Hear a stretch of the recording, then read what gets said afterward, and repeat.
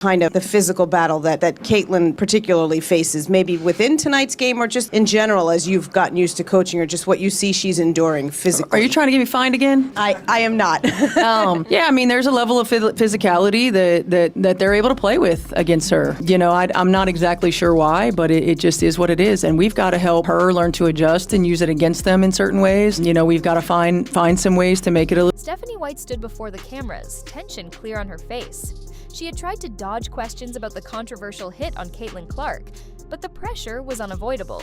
Jacy Sheldon had delivered a knee to Clark's midsection during a critical game, resulting in a quiet one-game suspension from the WNBA. White knew she couldn't remain silent.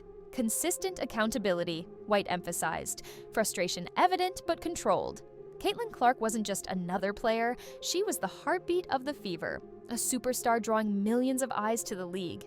And now, she lay injured with possibly weeks ahead in recovery.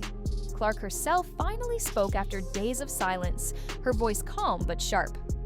"I love this game, but it's hard when it feels like I'm the only one not getting protected," she stated. Her words ignited a firestorm among fans and media alike. Ticket resales spiked, hashtags trended, and the WNBA's quiet handling of the suspension came under intense scrutiny. Where every time these two teams go up against one another, something happens, and it's honestly never generational talent, your star player, the cash cow. White underscored the emotional impact. You can't celebrate stars if you won't protect them. Clark's injury wasn't merely physical, it symbolized a deeper issue: league transparency and player safety.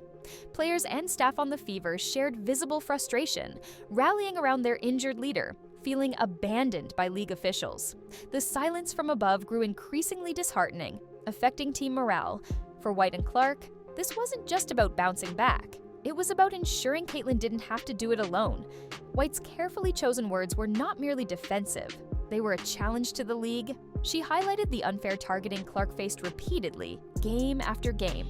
It was no longer just about coaching, it was about standing up for justice and ensuring that the WNBA recognized its responsibilities. As Stephanie concluded, the intensity in her voice sent a clear message.